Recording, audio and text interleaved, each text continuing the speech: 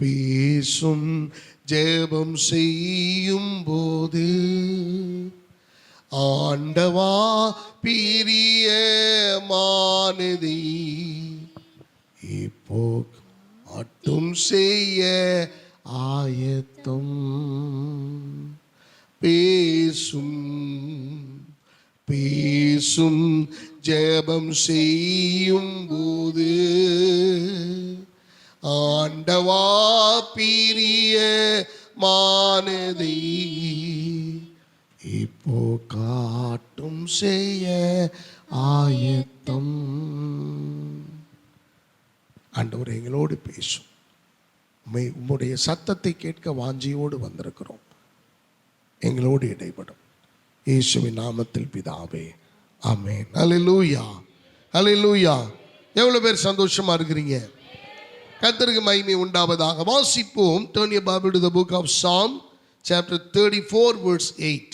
34வது சங்கீதம் 8வது வசனத்தை ஒருவர் வாசிக்க கேட்போம். கர்த்தர் நல்லவர் என்பதை ருசித்து பாருங்கள். அவர் மேல் நம்பிக்கையாய் இருக்கிற மனுஷன் பாக்கியவான். Blessed is the man who trusts in the Lord. கர்த்தர் மேல் நம்பிக்கையாய் இருக்கிற மனுஷன் பாக்கியவான். அன்பான தேவனுடைய பிள்ளைகளே, இந்த நாளிலே வேதம் சொல்லுகிறது, கர்த்தர் நல்லவர் என்பதை ருசித்து பாருங்கள். Oh, taste and see that the Lord is good, and the blessed is the man who trusts in God. அன்பான தேவனுடைய பிள்ளைகளே, இந்த காலை வேளையிலே இந்த வசனத்தின் அடிப்படையிலே தேவன் நமக்கு தருகிற ஒரு அற்புதமான தலைப்பு, நம்பிக்கையினால் வரும் ஆசீர்வாதங்கள். சொல்லுங்க பார்க்கலாம். நம்பிக்கையினால் வரும் ஆசீர்வாதங்கள். Blessing through hope. தேவன் மேல் நான் நம்பிக்கை வைக்கிறதுனால எனக்கு என்ன வந்துச்சு? அன்பான தேவனுடைய பிள்ளைகளை, இன்னைக்கு ஒவ்வொருவரும் ஏதோ ஒன்றின் மேல் நம்பிக்கை வைத்து கிழக்கையும் மேற்கையும் வடக்கையும் தெற்கையும் அலைந்து கொண்டிருக்கிறார்கள். ஒரு குரூப் சிகப்பு சட்டை போட்டு ஒரு கலர்ல போட்டு போகுது, இன்னொன்னு எல்லோ கலர்ல போட்டுக்கிட்டு ஒரு குரூப் போகுது, இன்னொன்னு full and white and white போட்டுக்கிட்டு ஒரு பக்கம் போகுது, இன்னொன்னு ஒயிட் அண்ட் ஒயிட் போட்டு ஒயிட் மாஸ்க் போட்டுக்கிட்டு, ஆமா ஒயிட் மாஸ்க் போட்டுக்கிட்டு அது ஒரு பக்கம் போகுது, இன்னொன்னு அப்படியே கலர் கலரா போட்டுக்கிட்டு ஒரு பக்கம் போகுது. எல்லாரும் ஏதோ ஒன்றின் மேல் நம்பிக்கை வைத்து கொண்டு அவர்கள் பயணித்துக் கொண்டிருக்கிறார்கள். ஆனால் வேதம் திட்டவட்டமாய் சொல்லுகிறது, எந்த ஒரு மனுஷன் எந்த ஒரு மனுஷி கர்த்தர் மேல் நம்பிக்கை வைத்திருக்கிறார்களோ அவர்கள் ஆசீர்வாதம் பெறுவார்கள். அல்லேலூயா. எனக்கு ஆசீர்வாதம் வருதுன்னா கர்த்தர் மேல வச்சிருக்கிற நம்பிக்கையின் அளவை பொறுத்து. நீங்கள் எந்த அளவிலே கர்த்தரை நம்புகிறீர்களோ அந்த அளவிலே தான் ஆண்டவரும் அற்புதம் உங்களுடைய வாழ்க்கையில் செய்ய முடியும். எனக்கு அன்பான தேவனுடைய பிள்ளைகளை, கிறிஸ்தவர்கள் நாம் எல்லாரும் கர்த்தர் மேல் நம்பிக்கையாக இருக்கிறதுனால தான் இந்த இடத்துல வந்திருக்கிறோம். ஆனா எதனால நாம் ஆசீர்வதிக்கப்படுகிறோம் என்பதை நீங்கள் புரிந்து கொள்ள வேண்டும். நிறைய பேருடைய என்ன தெரியுமா? நான் சம்பாதிக்கிறதுனால நான் வாங்குறேன், நான் சம்பாதிக்கிறதுனால நான் அப்படி இருக்கிறேன், நான் சம்பாதிக்கிறதுனால செல்ஃப் எக்ஸிஸ்டன்ஸ். நல்ல கவனிங்க. செல்ஃப் எக்ஸால்டேஷன், தன்னை மிகைப்படுத்தி சொல்லுவது, என்னுடைய பணம் தான், என்னுடைய சம்பளம் தான், என்னுடைய பிசினஸ் தான், என்னுடைய வளர்ச்சி தான், நான் இப்படி எல்லாம் பிரயாசப்படுறதுனால தான் எனக்கு இப்படி ஒரு வாழ்க்கை, இப்படி ஒரு பிளஸ்ஸிங். நான் கார் வச்சிருக்கேன், நான் வீடு வச்சிருக்கேன், நான் இங்க நிலம் வச்சிருக்கிறேன், எனக்கு இங்க தோட்டம் இருக்கிறது, இங்க எனக்கு எல்லா வசதிகளும் உடைய எல்லா ஸ்பெசிலிட்டியும் இருக்கு.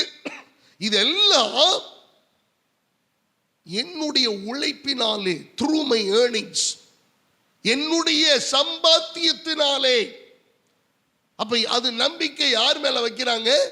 சம்பாத்தியத்தின் மேல. சில பேர் பாருங்க, திறமையின் மேல நம்பிக்கை வைக்கிறார்கள். They hope in, they trust in their talents. அவர்களுக்கு இருக்கிற அந்த திறமையினாலே, எனக்கு திறமை இருக்குங்க, எங்க போனாலும் சம்பாரிச்சிருவேன், எனக்கு திறமை இருக்குங்க, எங்க போனாலும் நான் பொழைச்சிக்குவேன், எனக்கு திறமை இருக்குங்க, எங்க போனாலும் நான் இந்த காரியத்தை நான் சக்சஸ்ஃபுல்லா முடிச்சிருவேன், எனக்கு திறமை இருக்குங்க, இதெல்லாம் எனக்கு சர்வ சாதாரணம். அன்பான தேவ பிள்ளைகளே, நம்பிக்கை என்பது கர்த்தர் மேல மட்டுமே வைக்கக்கூடிய ஒன்று. அல்லேலூயா. இந்த உலகத்துல உள்ளவங்க எல்லாம் பாருங்களேன், உலகத்துல நிறைய பேச்சாளர்கள் இருக்கிறார்கள், அவர்கள் ஞானிகள் இருக்கிறார்கள், அறிவாளிகள் இருக்கிறார்கள், மத சடங்குகளை செய்கிறதான அந்த மத குருமார்கள் இருக்கிறார்கள். இவர்கள் எல்லாம் நீங்க பேசுறதை கேளுங்க, முதல்ல உன்னையே நம்பும்பாங்க. அப்படிதானே? Trust your self. ஏப்பா முதல்ல உங்களை நம்புங்கப்பா அப்படின்னு. நம்மளை நம்பி தானே இப்படி இருக்கிறோம். நம்மளை நம்பி தான் பஸ்ஸில் கூட ஏற முடியல. 4 பேர் சேர்ந்து நம்மளை ஏற்றி விட வேண்டியது இருக்கு. ஆமா, எப்போ விழுவோம்னு தெரியாது, எப்போ என்ன நடக்கும்னு தெரியாது. நமக்கு யாருடைய ஹெல்ப்பாவது தேவைப்படுது நம்மளை நம்பி. ஆனா கர்த்தர் ஒருத்தர் தான் சொல்றாரு, எப்ப உன்னை நீ நம்பாத, நீ உன் தேவனாகிய கர்த்தரை உன் முழு இருதயத்தோடு, உன் முழு ஆத்துமாவோடு, உன்னுடைய முழு சரீரத்திலையும் நீ அவரை மட்டுமே நம்பு என்று கர்த்தர் சொல்லுகிறார். எனக்கு அருமையானவர்களே, we have to trust in God with all our heart, with all our mind, with all our soul. நம்முடைய முழு இருதயத்தோடும், முழு பலத்தோடும், முழு ஆவியோடும் நம்ம கர்த்தரிடத்திலே அன்பு கூறுகிறது போல நாம் அவர் மேல் நம்பிக்கையாக இருக்க வேண்டும். யோபு சொல்லுகிறார், அவர் என்னை கொன்று போட்டாலும் அவர் மேல் நம்பிக்கையாயிருப்பேன். Even if he kills me, I will trust in God. என்னை அவர் கொன்று போடட்டும், doesn't matter, அவர் தான் என்னை கொல்றாரு, கொல்லட்டும், ஒன்றும் பிரச்சனை இல்லை. தாவீது சொல்லுகிறார், ஆண்டவரே நான் பயப்படும் நாளில் உம்மேல் நம்பிக்கையாயிருப்பேன். எனக்கு அருமையான தேவ பிள்ளைகளே, I will trust in you when fear comes. என்னுடைய வாழ்க்கையில் எப்பொழுதெல்லாம் பயம் வருகிறதோ, தீயில் வருகிறதோ, கஷ்டம் வருகிறதோ, போராட்டம் வருகிறதோ, நஷ்டம் வருகிறதோ, இழப்பு வருகிறதோ, வியாதி வருகிறதோ, அப்பொழுதெல்லாம் நான் கர்த்தரை மட்டுமே நம்புகிறேன். அன்பானவர்களே, இப்ப நல்ல கவனிங்க, ஒவ்வொருவரும் ஒவ்வொரு டைப்பா நாம் எல்லாரும் கர்த்தர் மேல நம்பிக்கை வச்சிருக்கிறோம். அப்படிதானே? ஒவ்வொருத்தருக்கும், சில பேருக்கு பயங்கர வைராக்கியமான நம்பிக்கை, முரட்டுத்தனமான நம்பிக்கை, மாத்திரை கூட எடுக்க மாட்டாங்க. மாத்திரை கூட, இது சாப்பிடியா சரியாயிருயா, அவர் என்னை குணமாக்குனா குணமாக்கட்டும், அப்படி இல்லைன்னா அவர் குணமாக்காத உயிர் இல்லாமலே இருந்து போகுது போ. என்ன ஃபெய்த், என்ன நம்பிக்கை இருக்காங்க.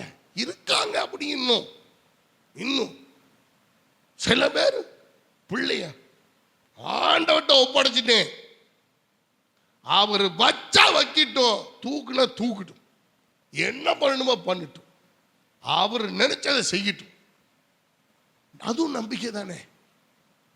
அருமையானவர்களே, சில பேர், ஆண்டவரே எனக்கு தெரியும் இந்த மாத்திரையினால எனக்கு சுகம் கிடைக்க போறது இல்லைன்னு, ஆனாலும் இதை ஜெபம் பண்றேன், இதனால எனக்கு சுகத்தை கொடுக்குற அளவுக்கு ஏதாவது ஒன்று பண்ணுங்க, இயேசுவின் நாமத்தில் பிதாவே அப்படின்னு டக்குன்னு மாத்திரை போட்டு தண்ணி ஊற்றிக்கிறேன். அதுவும் நம்பிக்கை தானே, அதுவும் நம்பிக்கை தானே. இல்லாம நம்பிக்கை இல்லைன்னா சொல்லிட முடியும், அது நம்பிக்கை தான். சோறு சாப்பிட்றப்ப நம்ம என்ன பண்றோம், ஆண்டவரே இந்த ஆகாரத்தை ஆசீர்வதியும்.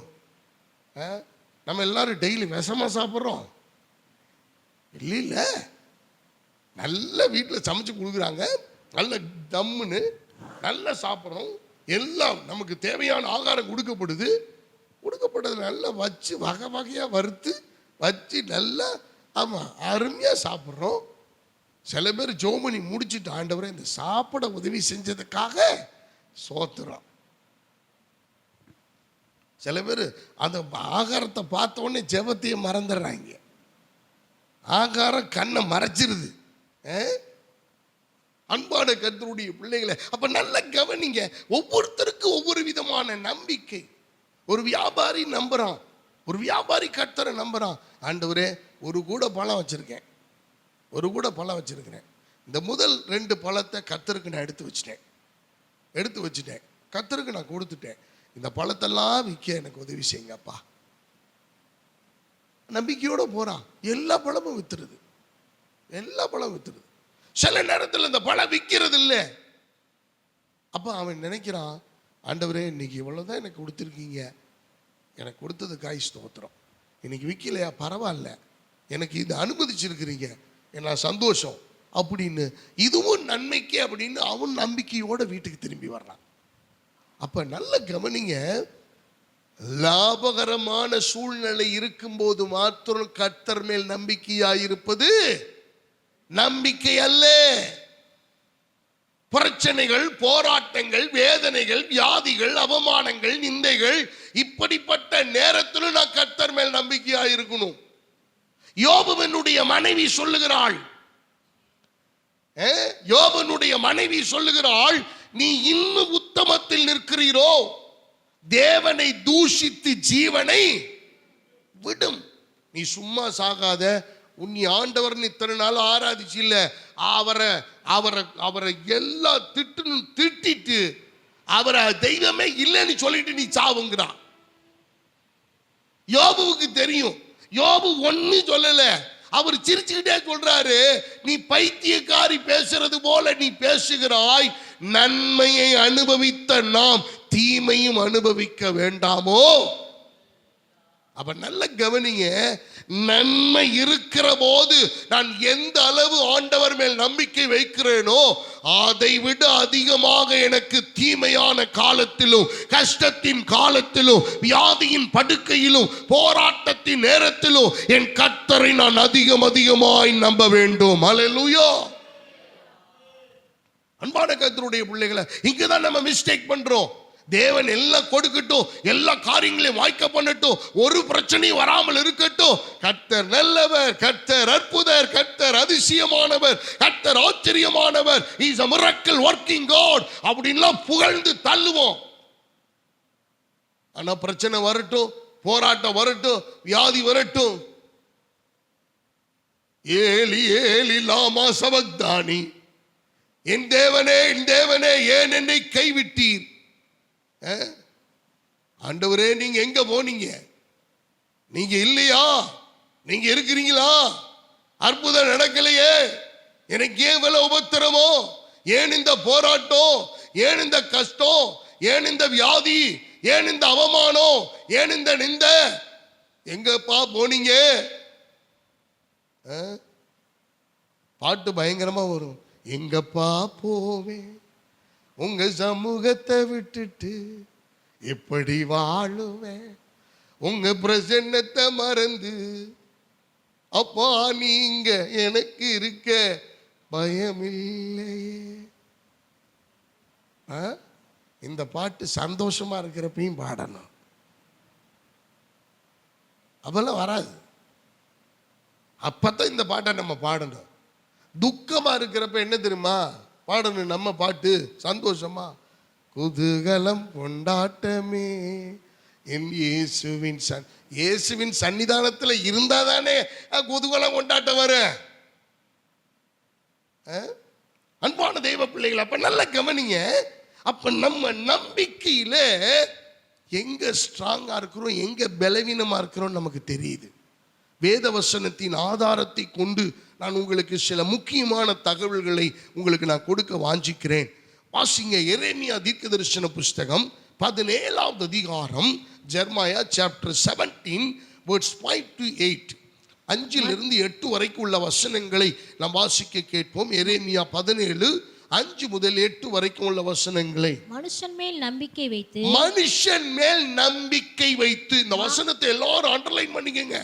மனுஷன் மேல் நம்பிக்கை வைத்து மாம்சமானதை தன் புயபலமாக்கி கொண்டு மாம்சமானதை நம்முடைய புயபலமாக்கி கொண்டு கர்த்தரை விட்டு விலகுகிற இருதயமுள்ள மனுஷன் கர்த்தரை விட்டு விலகுகிற இருதயமுள்ள மனுஷன் சபிக்கப்பட்டவன் என்று கர்த்தர் சொல்லுகிறார். சபிக்கப்பட்டவன் என்று கர்த்தர் சொல்லுகிறார். அவன் அந்தர வெளியில் கரளையாய் போன செடியை கரளையாய் போன செடி போல் இருந்து நன்மை வருவதை காணாமல் நன்மை வருகிறதை காணாமல் வனாந்தரத்தின் வறட்சியான இடங்களிலும் குடியில்லாத உவர் நிலத்திலும் தங்குவான். நல்ல கவனிங்க, ஆண்டவர் இந்த இடத்துல ஒரு வித்தியாசப்படுத்தி காமிக்கிறார்.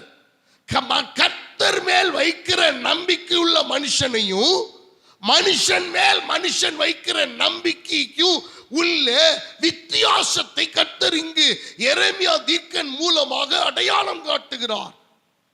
We need to understand the difference between the hope in God and the hope in man.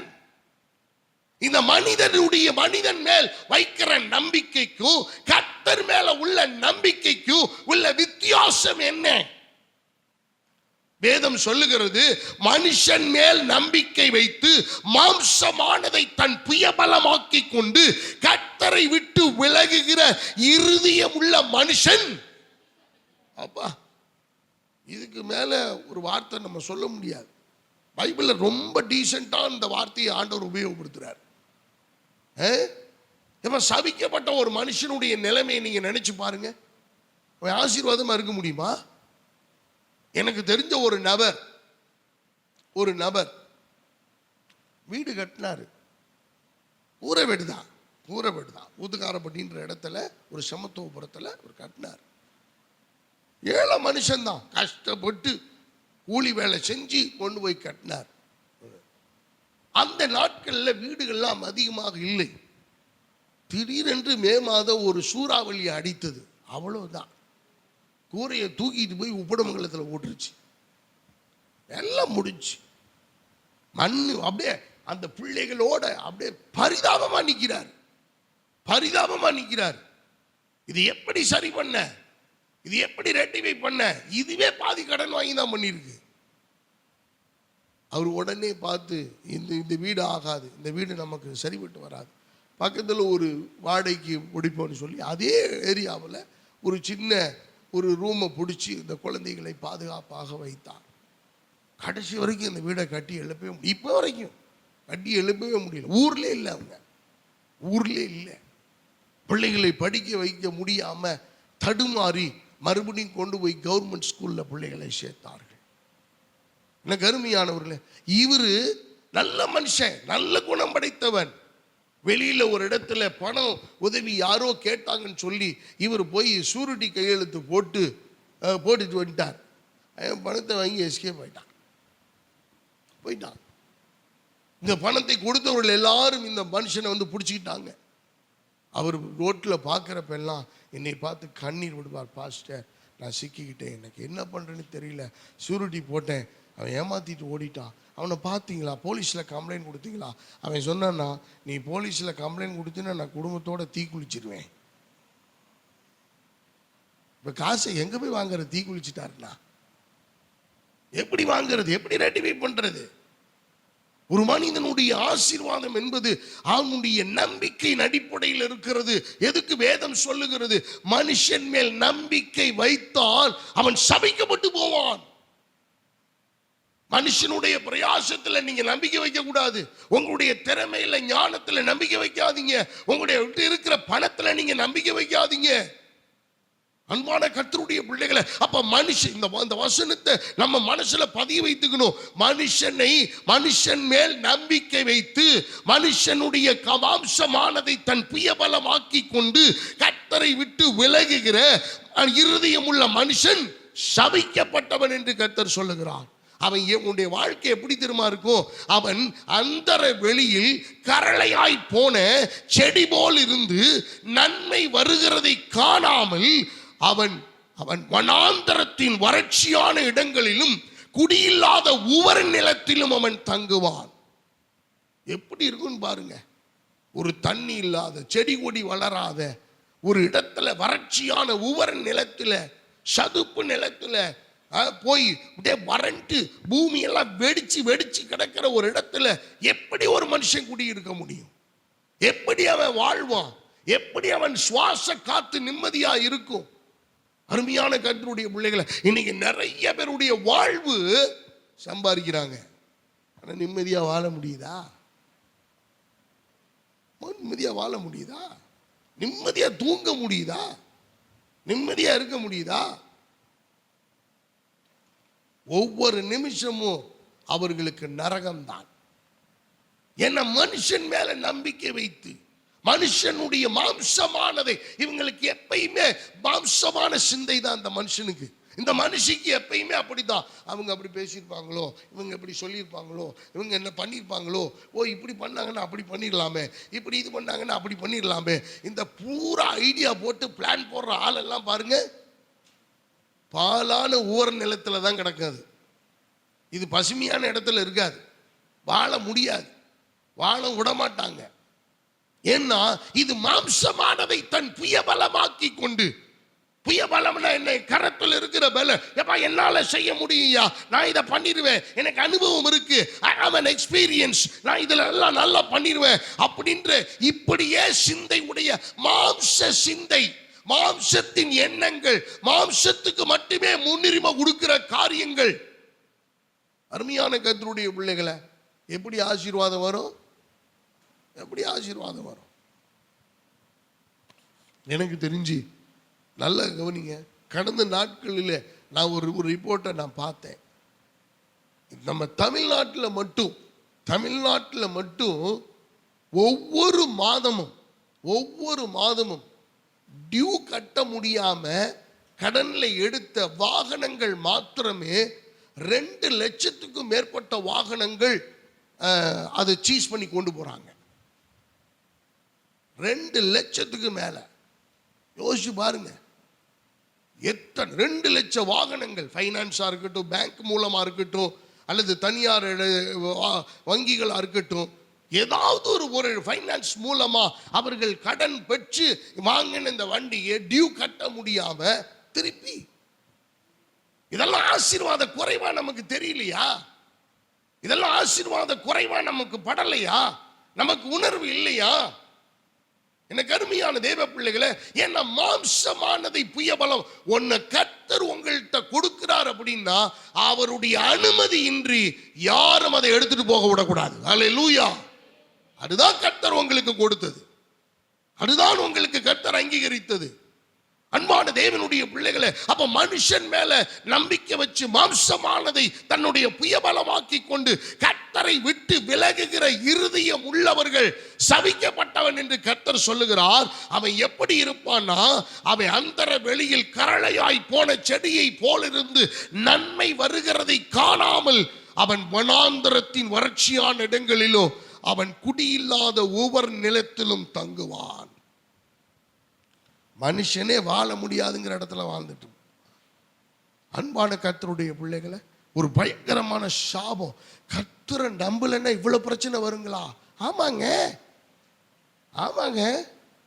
கர்த்தரை நம்புகிறதுனால வர்ற ஆசீர்வாதத்தை நீங்க இழந்தீங்கன்னா அவரை நம்பாததுனால வருகிற அந்த சாபத்தையும் நம்ம அனுபவிக்க வேண்டியது இருக்கும்.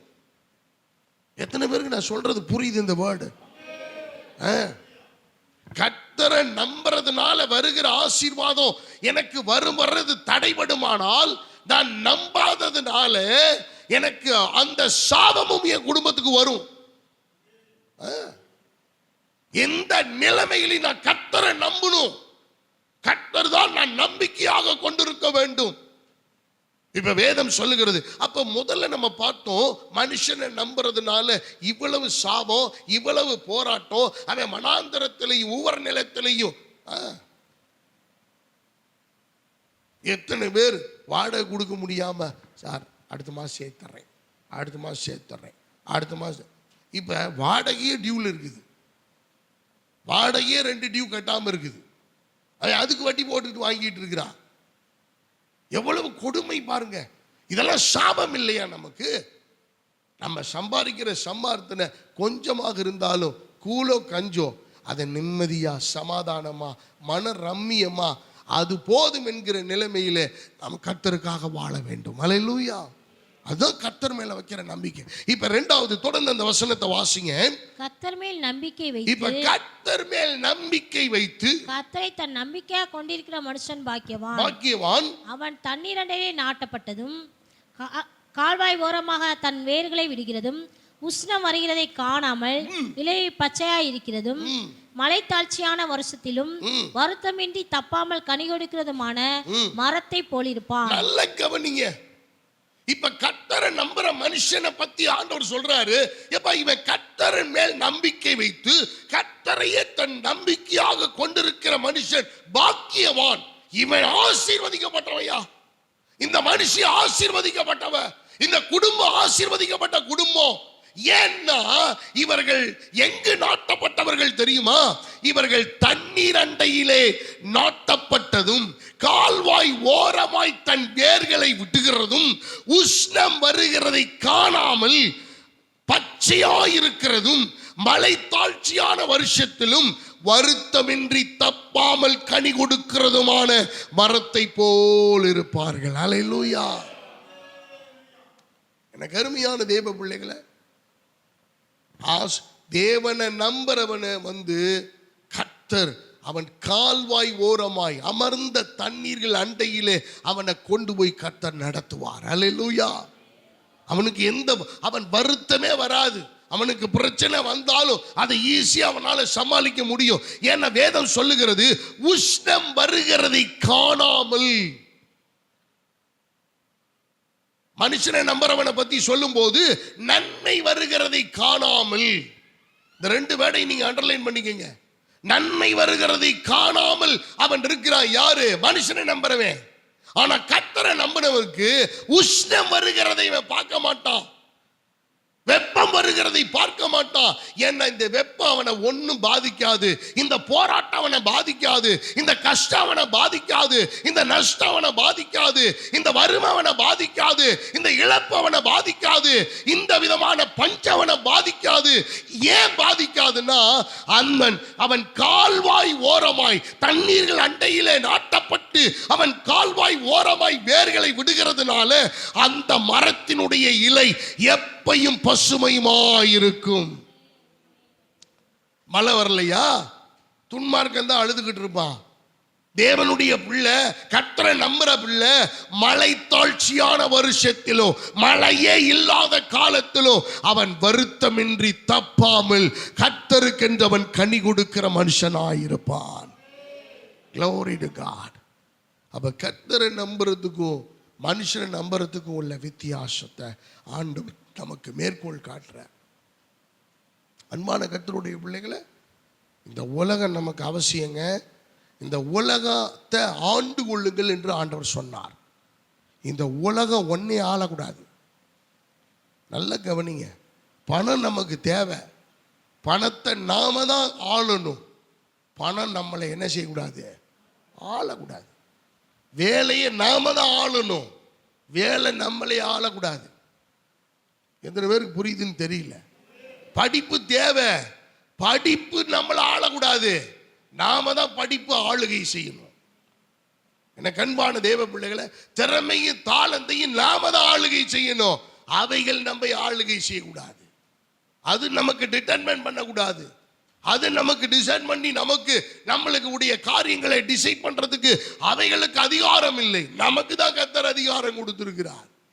பூமியும் அது நிறைவும் அதில் உள்ள குடிகளும் கர்த்தருடையது. அப்ப கர்த்தருடையதை அனுபவிக்க அவர் மேல் நம்பிக்கையா இருக்கிற ஒவ்வொருவருக்கும் உரிமை உண்டு. எனக்கு அருமையானவர்களே, நீங்கள் நான் அதை சுதந்திரிக்க பிறந்தவர்கள், அதை அனுபவிக்க பிறந்தவர்கள். இந்த உலகத்தின் உண்டான சகல காரியங்கள் எது தேவையோ அதை நாம் ஆண்டவருக்கு மகிமையாக நம்ம பயன்படுத்தி கொள்ளலாம். வேதம் சொல்லுகிறது. ஆகவே நீங்களும் நானும், ஆனா மனுஷனை நம்பி நம்ம நாசம் ஆயிடக்கூடாது, மனுஷனை நம்பி மோசம் போயிடக்கூடாது, மனுஷனுடைய காரியங்களை நம்பி மாம்சமானதை புயபலமாக்கி கொண்டு வாழ்க்கை இழந்து போயிடக்கூடாது. அன்பான கர்த்தருடைய பிள்ளைகளை, ஆபிரகாமை குறித்து நம்ம பார்க்க முடியும். ரோமருக்கு எழுதின நிருபம் 4வது அதிகாரம் 18வது வசனத்தையும் 21வது வசனத்தையும் வாசிப்போமானால், Romans chapter 4 verse 18 and 21. உன் சந்ததி இவ்வளவா இருக்கும் உன் சந்ததி இவ்வளவா இருக்கும் என்று சொல்லப்பட்டபடியே நான் அநேக ஜாதிகளுக்கு தகப்பனாவதை நம்புவதற்கு ஏதுவல்லாதிருந்தும் அதை நம்பிக்கையோட விசுவாசித்தார். 21 தேவன் வாக்குத்தத்தம் பண்ணினதை நிறைவேற்ற வல்லவராய் இருக்கிறார் என்று முழு நிச்சயமாய் நம்பி தேவனை மகிமைப்படுத்தி விசுவாசத்தில் வல்லவனானான். அன்பானவர்களே, நல்ல கவனிங்க. ஆண்டவர் மேல வச்ச ஒரே நம்பிக்கை. இப்ப அந்த குடும்பத்தை கொஞ்சம் யோசிச்சு பாருங்களேன். ஆபிரகாம் ஆண்டவர் பேசுறார், ஏப்பா நீ இந்த ஊரை விட்டு நீ போய் என்ன செய்ய, நான் காண்பிக்கும் தேசத்துக்கு நீ போ.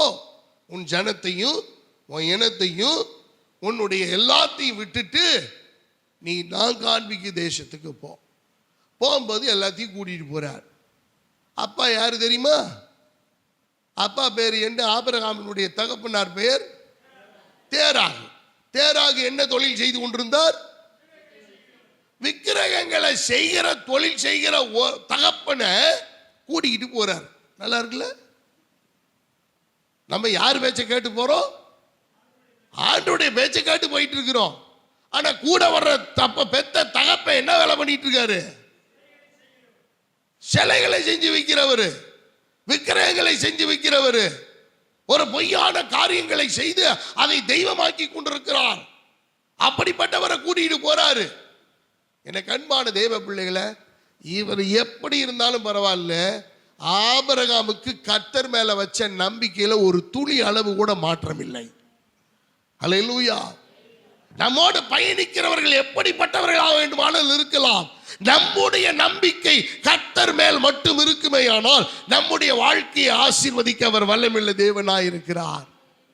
ஆண்டவர் கொடுத்த முதல் கிரெடிட் என்ன தெரியுமா? ஆபிரகாமுக்கு இந்த பூமியில் உள்ள எல்லா வம்சங்களுக்கும் நீதாப்பா விசுவாசத்தினுடைய தகப்பன் என்று பெயரிட்டார். அல்லேலூயா. விசுவாசிகளுடைய தகப்பனாக அவர் நிற்கிறார்.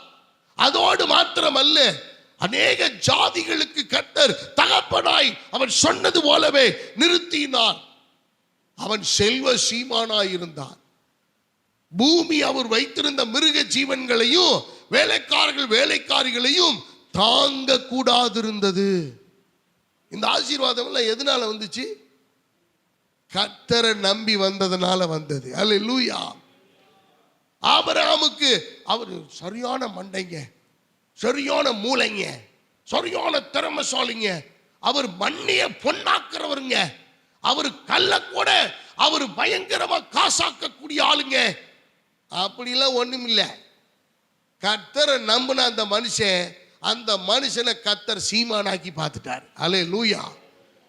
கர்த்தரை நம்பின அந்த மனுஷனை எல்லாத்துக்கும் தகப்பனாக்கி விட்டாரு. கர்த்தரை நம்பி வந்த அந்த மனுஷனை கர்த்தர் ஒரு குறைவில்லாத ஒரு நிறைவான வாழ்க்கையை கர்த்தர் கொடுத்தார்.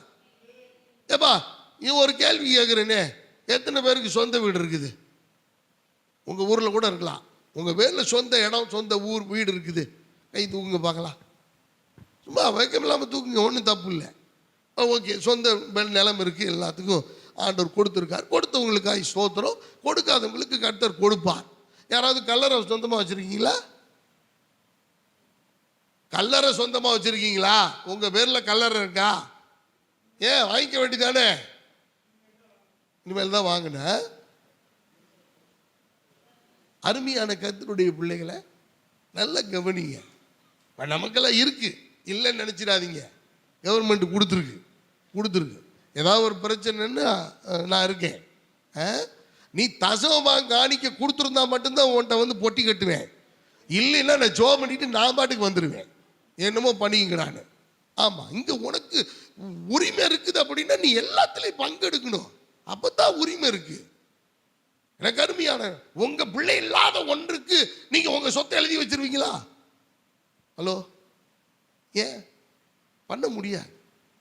புத்திர சுவிகாரம் நமக்கு இருக்கணும். அந்த புத்திர சுவிகாரம் இருக்கணும்னா இங்க பங்கு இருக்கணும்.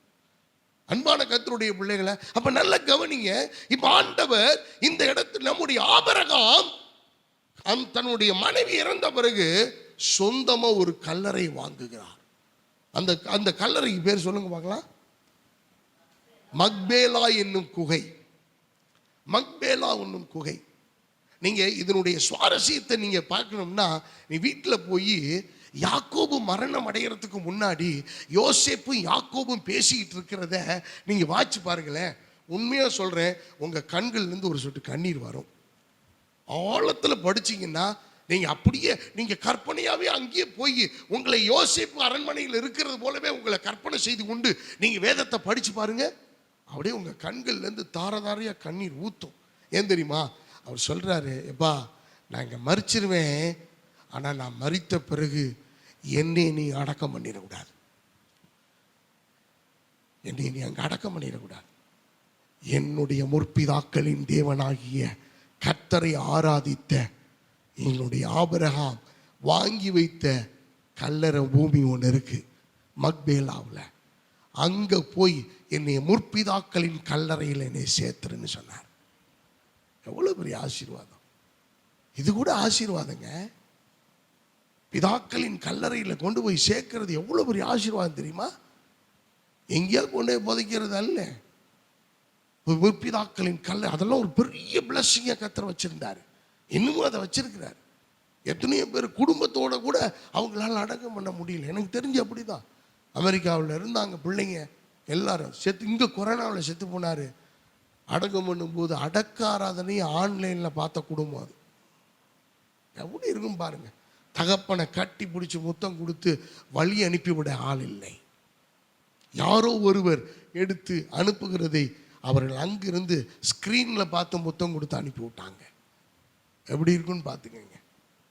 இதெல்லாம் பிளஸ்ஸிங் இல்லையா அன்பான தேவனுடைய பிள்ளைகளை? அப்ப ஆபிரகாமை கர்த்தர் எப்படி மல்டி மில்லியனரா வாழ்ந்தார்.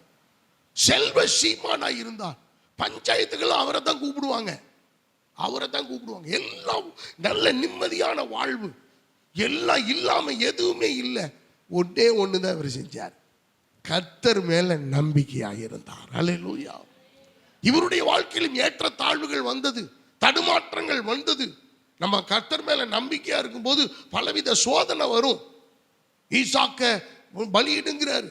எப்ப இவ்வளவு நாள் சேர்ந்து கழிச்சு நீ கொடுத்து விட்டு இப்ப திருப்பி கொண்டு போய் பலியிடுன்ற ஒரு கேள்வியும் கேட்கல. அப்படிங்களா ஆண்டவரே, உங்களுக்கு என் பையன் வேணுமா? கொடுத்துட்றேன். என் பையன் தானே உங்களுக்கு வேணும், நீங்க கொடுத்தது தானே. யோபு சொன்ன வார்த்தையை இந்த இடத்துல ஆபிரகாம் நிறைவேற்றுகிறார். ஆபிரகாம் சொல்றாரு, யோபுவின் புஸ்தகம் நடுவில் இருக்கிறதுனால இது ஆபிரகாமுக்கு பிறகு யோபுன்னு நினைச்சிடாதீங்க. யோபு ஆபிரகாமினுடைய காலத்துக்கு முன்பதாக வாழ்ந்ததாக ஒரு வரலாறே இருக்கிறது. என அன்பான கர்த்தருடைய பிள்ளைகளை, நல்ல இந்த இடத்துல நம்ம பார்த்தோம்னா அந்த அந்த அந்த யோபு சொன்னது போல கர்த்தர் கொடுத்தார், கர்த்தர் எடுத்தார், கர்த்தருடைய நாமத்துக்கு ஸ்தோத்திரம். ஆனா ஆபிரகாம் அப்படி இல்லை. இவர் வாயில தான் சொன்னாரு, இவர் போய கொடுத்துட்டார், பலிபீடத்தில் கிடத்திட்டாரு. கத்திய ஓங்கும் போதுதான் சத்தம் போடுறாரு, புள்ள மேல கைய வைக்காத. எவ்வளவு டென்ஷன் ஆயிட்டாரு பாருங்க ஆண்டவர். புள்ள மேல கைய போடாத, புள்ள மேல கைய போடுற. நான் சொன்னேன்னா நீ என்னாலும் செஞ்சிருவியா? நீ எனக்கு எவ்வளவு பயப்படுகிற மனுஷன் என்பதை நான் இப்ப பார்க்கிறேன். என் மேல எவ்வளவு நீ அன்பா இருக்கிறன்றதை இப்ப பார்க்கிறேன். என் மேல எவ்வளவு நீ நம்பிக்கையோட இருக்கிறன்றதை நான் பார்க்கிறேன். பிள்ளை எடு, முதல்ல பிள்ளை எடு. பிள்ளை எடுத்தாச்சு. பையன் கேட்டான்ல, பலி செலுத்துறதுக்கு ஆடு எங்க? தான் அந்த ஆடுன்னு அவனுக்கு தெரியல, அப்பாவியா போய் படுத்துக்கிட்டான். இன்னைக்கு யாராவது ஒரு பிள்ளை செஞ்சிருமா? பலிபீடத்தில் படு, கர்த்தர் உன்னை கேட்கிறாரு, பலிபீடத்தில் படுன்னா படுத்துருமா? நம்மளே கொண்டு போய் கடத்திடுவாங்க. நேற்று ஒரு போன்ல ஒருத்தன் மிரட்டுறான் அப்பாவை, கொலை நடுக்குது எனக்கு. இப்பவே மிரட்டிட்டு இருக்காங்களே, இன்னும் கல்யாணம் கட்டிட்டா எப்படி என்ன பண்ண போறாங்க? துரத்தி விட்டுருவாங்களே. இதுல கொடுமை என்னன்னா, எல்லாம் இங்க வந்து தஞ்சம் அடையலான்னு பாக்குது. நானே வெளியே போலாம்னு இருக்கிறேன். நல்லா கவனிங்க அன்பான கர்த்தருடைய பிள்ளைகளை, நீங்க சிந்திச்சு பாருங்க. கர்த்தர் மேல நம்பிக்கை வச்சதான இந்த இந்த ஆபிரகாமுக்கு போராட்டம்லாம் வராம இல்லை, ஆனா ஜெயித்து காண்பித்தார். கர்த்தர் மேல நான் உறுதியா இருக்கிறேன் அப்படின்னு நம்பினார். ஒரு போராட்டம் இடையில குறுக்கால எகிப்து தேசத்தில் இருந்து வந்த வேலைக்காரி உள்ள பிரவேசிச்சா, போராட்டம் ஆயிப்போச்சு. எல்லாது பண்ணு சாராள்னால பலவிதமான உபத்திரவம் வந்தது.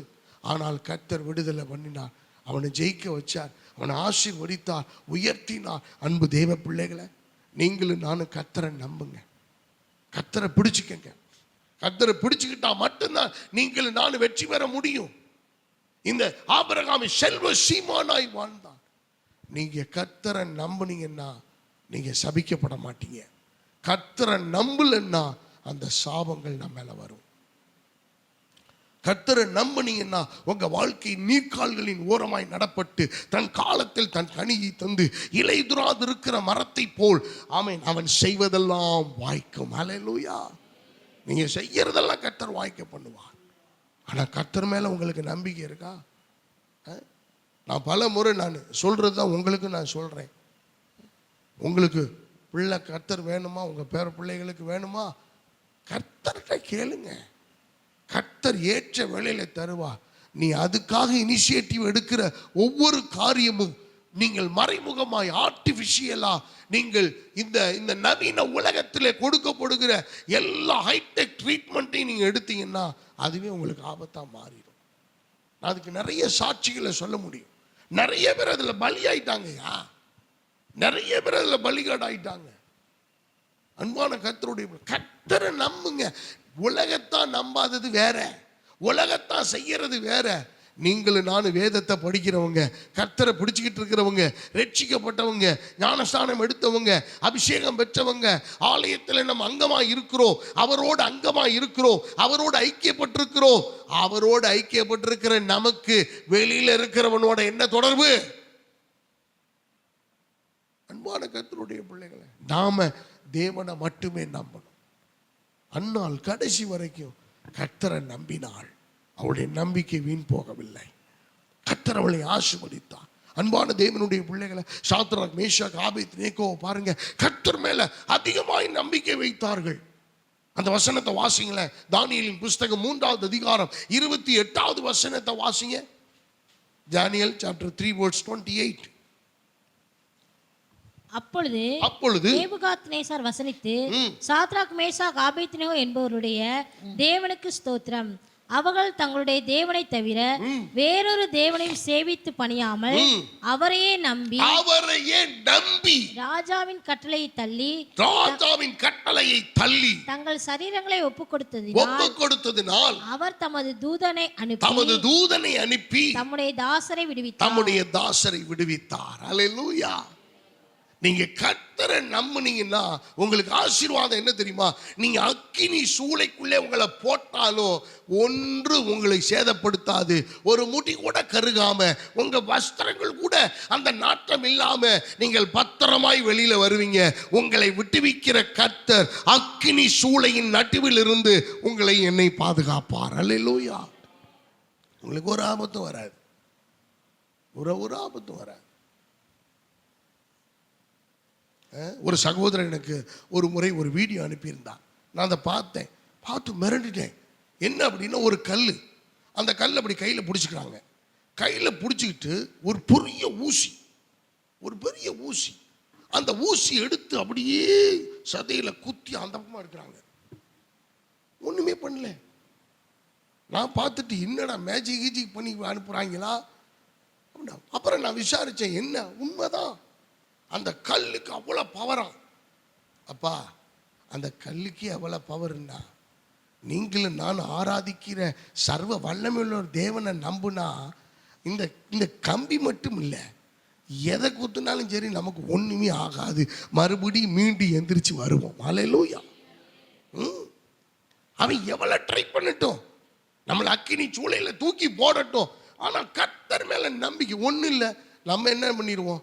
கெடா வெட்டு தானே, சோத்திரம் ஆண்டவரே, இந்த பாவத்தை நீங்கள் மன்னிச்சிருங்க, இந்த அக்கிரமத்தை என் மேலே என் பிள்ளைகள் மேலே நீங்கள் சுமத்தாதுருங்க. லெக் பீஸ் வேற போட்டிருக்காங்க, இதில் ரத்த பொரியல் வேற, எல்லாம் சாப்பிட்டுட்டு கர்த்தர் என்னை காப்பாற்றணுமா? வைராக்கியம் இல்லை. ஏப்பா, ஆஃப்டர் ஆல் இந்தானே நம்ம வீட்டில் எடுத்துட்டு வந்து நம்ம சாப்பிட்டா முடிச்சு போச்சு. இதில் அங்கே போய் அவன் விக்கிரகத்துக்கு படைச்சது, அவன் விக்கிரகத்துக்கு வெட்டப்பட்டது நீ வாங்கி தின்னு அந்த சாபத்தை வேற குடும்பத்துக்கு வைக்கணுமா? அன்பான தேவனுடைய பிள்ளைகள், அதெல்லாம் ரொம்ப அருவருப்பான காரியங்கள். நம்பிக்கை இல்லாமல் போகிறது, சாபம் தான் நம்ம மேல வரும். ஆசீர்வாதமான சாத்ராக் மேஷாக் ஆபேத்நேகோ என்பவர்கள் ஆண்டவர் மேல தீவிரமாய் நம்பிக்கை வச்சாங்க. எப்ப நீ அக்கினி சூளையில தானே போடுவ, ஒன்று அதுக்கு மேலே ஒன்றும் இல்லைல்ல, அதுக்கு மேலே ஏதாவது பனிஷ்மெண்ட் இருக்கா? முடிஞ்ச பண்ணிக்கையா. ஆனா இந்த பொற்சிலையை மட்டும் வணங்குவோம்னு நினைச்சிடாத. அங்க வந்து கும்பிடுவேன்னு நினைக்காத, சாஷ்டாங்கமா விழுந்துருவேன் நினைக்காத, அடிமணிஞ்சு போயிடுவேன் நினைக்காத. விக்கிரகத்துக்கு முன்னாடி, என் தெய்வத்துக்கு முன்னாடி மட்டும்தான் நான் மண்டியிடுவேன். அல்லேலூயா. வைராக்கியமாய் நின்றார்கள். தூக்கி போட்டவன் செத்து போயிட்டான். உள்ளுக்குள்ள போனவங்க 3 பேர் 4 பேரோட சேர்ந்து 4 பேரா உலாவி கொண்டிருந்தார்கள். அவன் நேபுகாத்நேச்சார் பார்க்கறான், வரலாற்றிலே இப்படி இல்லையே, எந்த உலகத்திலும் இப்படி நடக்கலையே, என்ன நடக்குதுங்க? 4 பேரும் சந்தோஷமாய் அவர்கள் எந்த பிரச்சனையும் இல்லாம உலாவுகிறதை நான் காண்கிறேன். அவங்களை வெளியில வர சொல்லுங்கப்பா. வெளியில வர சொன்னாங்க. வந்தோடனே சொல்றார், சாத்ராக் மேஷாக் ஆபேத்நேகோ என்பவரின் தேவனே தேவன். அவர்கள் கர்த்தரையே நம்பி, அவங்க தெய்வத்தை தவிர வேறு எந்த தெய்வத்தையும் நம்பாம அவர்கள் முழுமையோடு நம்பினதனாலே அவர்கள் தூதரை அனுப்பி அவர்கள் தம்முடைய தாசனை விடுவித்தார். உங்களை விடுவிக்காம போயிருவாரா? உங்க வேலையில நீங்க கர்த்தர் மேல நம்பிக்கையா இருங்க. உங்க பிஸ்னஸ்ல கர்த்தர் மேல மட்டுமே நம்பிக்கையா இருங்க. ஒருத்தர் மனுஷன் பேசுறான் எல்லாம் சக்சஸா நடந்துடும், நீ நம்பாத. அங்கதான் நம்ம ட்ராப் பார்க்கணும், அங்கதான் நம்ம பிடிக்கப்படுகிறோம், அங்கதான் நம்ம வசப்படுத்தப்படுகிறோம், நம்ம ஏமாந்து போயிடுறோம். அவன் என்ன சொன்னாலும் அந்த வார்த்தையை நீங்க நம்பாதீங்க. கர்த்தர்ட்ட சொல்லுங்க, கர்த்தாவே இதை நான் அந்த ஆளு சொல்லி நான் நம்பல, என் தெய்வத்தை நம்பி இறங்கி இருக்கிறேன், நான் உண்மையில நம்பிக்கையா இருக்கிறேன் ஆண்டவரே, எனக்கு இந்த காரியத்தை வாய்க்க பண்ணுங்க. அருமையான தெய்வ பிள்ளைகளை, நீங்க இப்படி செய்து பாருங்கள், இப்படி உங்க வாழ்க்கை முறையை அமைத்து பாருங்கள். நான் என் திறமையினால இந்த வேலை செய்யல, என் ஞானத்தினால இந்த வேலை செய்யல, நீர் கொடுத்த கிருபையினால என் மேல ஆண்டவர் உன் மேல நம்பிக்கை வச்சிருக்கிறேன், என் மேல இரக்கமா இருங்க. நீங்க கேட்டு பாருங்க, அந்த வேலையில உங்களை நிரந்தரமாக்குவார், உங்களை வலுவாக்குவார், உங்கள் மேல எல்லார் கண்கள் மேலும் உங்களுக்கு தயவு கிடைக்க பண்ணுவார். அந்த இடத்துல கர்த்தர் உங்களை உயர்த்துவார். அல்லேலூயா. தானியேலை பாருங்கள். தானியேல் ஒரு மாபெரும் ஜெப வீரன். தானியேலை போல வேதத்தில் அப்படி ஜெபிக்கவே முடியாது. யாராவது சிங்கக்கவியில போய் நின்று ஜெபம் பண்ணிருக்கீங்களா? இல்ல வெறும் சிங்கக்கவி, சிங்கமே இல்லாத இடத்துல போய் ஜெபம் பண்ணிருக்கீங்களா? காட்டுக்குள்ள நீங்க கண்ணவே மூட மாட்டீங்க. ஏன்னா நீங்க சிங்கக்கவிக்குள்ள போய் உட்காரும் போது, நீங்க முழங்கால் படிக்கணும் போது, கனவுல உங்க சிந்தையில எண்ணத்துல எல்லாம் என்னதான் சுத்தி நிற்கும். அப்புறம் எப்படி ஜெபம் வரும்? எப்படி ஜெபம் பண்ண முடியும்? ஆனா தானியேல் ஜெபம் பண்ணார். சிங்கக்கவியில கொண்டு போய் போடுங்க, ஒன்றும் பிரச்சனை இல்லை. ஆண்டவரே, ராம் முழுவதும் ராஜா தூங்கல, உள்ளுக்குள்ள இருந்தவர் நல்லா தூங்கிட்டு அவர் பாட்டுக்கு சமாதானமா இருக்கிறார், நிம்மதியா இருக்கிறார். சிங்கம் சொல்லியிருக்கும், ஒருவேளை சிங்கம் வாய் பேசியிருந்தேன்னு நினைக்கிறோம். எப்பா நீ பயங்கரமான ஆளியா, பயங்கரமான ஆள், மோசமான ஆளா இருக்கிற. நாங்கெல்லாம் கொலை பசியில் இருக்கிறோம். நாங்கள் பசி இருந்தாலே மனுஷனெல்லாம் தவிடுபடியாக்கி ஒரு எலும்பை கூட சும்மா விட மாட்டோம், அடிச்சு கரைச்சி உள்ள தள்ளிடுவோம். ஆனால் இன்னைக்கு என்னமோ பாரு, நீ வந்ததுலேருந்து பசியே இல்லை, பசியெல்லாம் அடைச்சிருச்சு. சிங்கத்துக்கு ஒரு குணம் இருக்கு தெரியுமா? பசி இருந்தால் மட்டும்தான் என்ன செய்யும்? வேட்டையாடும். பசி இல்லைன்னா அது பக்கத்திலே மான் படுத்து கிடந்தாலும் அது கண்டுக்காது. அதுக்குரிய கௌரவம். நமக்கு எங்கேயோ மூக்க தொலைக்கிற சிக்கன் சில்லி வாசனை நம்மளை இழுத்துக்கிட்டு போகுது. நம்ம வண்டி ஓட்டிட்டு போகும்போது எங்கேயாவது வடை போட்டாங்கன்னா தானா திரும்பி கொண்டு போய் வண்டி உள்ளுக்குள்ள நிற்கிது, நம்மளை நிறுத்திடுது. உள்ள 2 வடை பார்சல் 12 வடை, 2 வடை பார்சல் 12 வடை. அவனே கேட்குறான், சார் எப்போ வார வாரம் வருவீங்களா, இல்லை டெய்லி வருவீங்களா, இந்த பக்கமாக வருவீங்களா, என்ன நம்மளை வச்சு அவன் கடை போட பார்க்குறான். அன்பான கர்த்தருடைய பிள்ளைகளை நல்ல கவனிங்க. அப்ப அந்த தானியேல் உள்ள சிங்கக்கவியில போறாரு. அதெல்லாம் ஒன்றும் பயப்படவே இல்லை, கர்த்தரை நம்பி. அதுக்கு ஒரு வசனம் பாருங்க, 6வது அதிகாரம், தானியேல் புஸ்தகம் 6வது அதிகாரம் 33வது வசனத்தை வாசிங்க. 6:23. அப்பொழுது ராஜா தன்னில் மிகவும் சந்தோஷப்பட்டு தானியேலை கெபியிலிருந்து தூக்கிவிட சொன்னான். அப்படியே தானியேல் கெபியிலிருந்து தூக்கிவிடப்பட்டான். அவன் தேவன் பேரில் விசுவாசித்திருந்தபடியால் அவனில் ஒரு சேதமும் காணப்படவில்லை. அருமையான தெய்வ பிள்ளைகளை, இன்னொரு டிரான்ஸ்லேஷன் சொல்லப்பட்டிருக்கிறது, தானியேல் கர்த்தர் மேல் நம்பிக்கையாய் இருந்தபடியால், கர்த்தர் மேல் நம்பிக்கை வைத்திருந்தபடியால் அவனுக்கு ஒரு சேதமும் வரவில்லை. நமக்கு ஒரு சேதம் வரலன்னாலே நாம் ரொம்ப ஆசீர்வதிக்கப்பட்டவர்கள். அல்லேலூயா. உங்களுக்கு சுகர் இல்லையா? ஆசீர்வதிக்கப்பட்டவர்கள். பிரஷர் இல்லையா? நீங்கள் ஆசீர்வதிக்கப்பட்டவர்கள். உங்களுக்கு வியாதி இல்லையா? நீங்கள் ஆசீர்வதிக்கப்பட்டவர்கள். உங்களுக்கு எந்த விதமான மயக்கமும் வராமல் இருக்கா? நீங்கள் ஆசீர்வதிக்கப்பட்டவர்கள். உங்களுக்கு பைத்தியம் பிடிக்காம இருக்கா? நீங்கள் ஆசீர்வதிக்கப்பட்டவர்கள். வெளியில போய் பாருங்க எத்தனை லூசு தெரியுதுன்னு. புருஷனை போட்டு அடிச்சுக்கிட்டு இருக்குது, அது கொண்டுகிட்டு இருக்கு. அவன் எப்படி சாவலாம்னு அவன் திட்டம் போட்டுக்கிட்டு இருக்கான். இது உயிரோடு இருந்து நம்மளால் சமாளிக்க முடியாது.